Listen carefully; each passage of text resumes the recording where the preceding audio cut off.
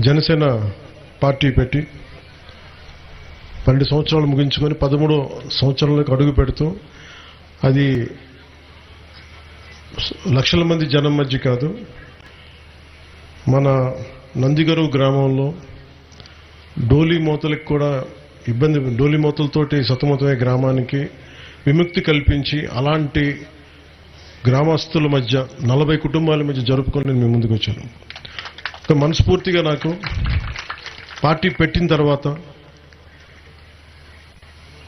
ఎంత దూరం ప్రయాణిస్తాం ఏమవుద్దో కూడా తెలియదు, కానీ ఈరోజు నాకు చాలా తృప్తిగా ఉంది, చాలా సంతోషంగా ఉంది.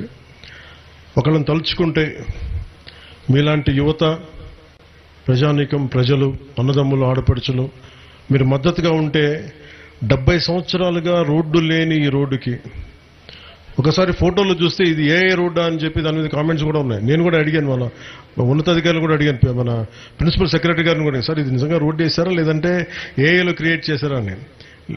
ఎందుకంటే అంత క్లీన్గా ఉంది రోడ్డు.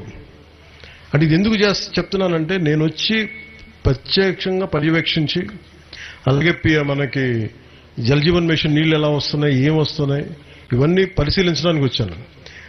ఇది మీకు భరోసా ఏం కల్పిస్తుంటే ఇక్కడ సమస్యలన్నీ ఒక రాత్రికి రాత్రి తీరవు.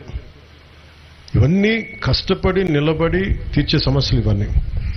మేము ఈరోజు మీకు ఈ భరోసా ఏం కల్పిస్తే, రోడ్డు వేసినప్పుడు మీకు ఒకటే భరోసా ఏం కల్పించాలంటే ప్రధానమంత్రి గారి సహకారం కానీ, ఈ రోజున ఈ పర్టికులర్ పథకం పూర్తిగా 90% కేంద్ర ప్రభుత్వం ప్రధానమంత్రి గారి నేతృత్వంలో జరిగే నిధులు, వారు ఇచ్చే నిధుల నుంచి ఈ రోడ్లు వేయగలిగాం.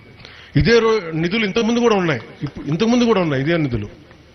ఎందుకు వేయలేకపోయారంటే ఆ డబ్బులు వాళ్ళు ఏం చేసుకున్నారో మనకు తెలియదు. మీకు వాళ్ళ నాయకులు ఎప్పుడు రోడ్ల మీదకి వస్తే అడగండి.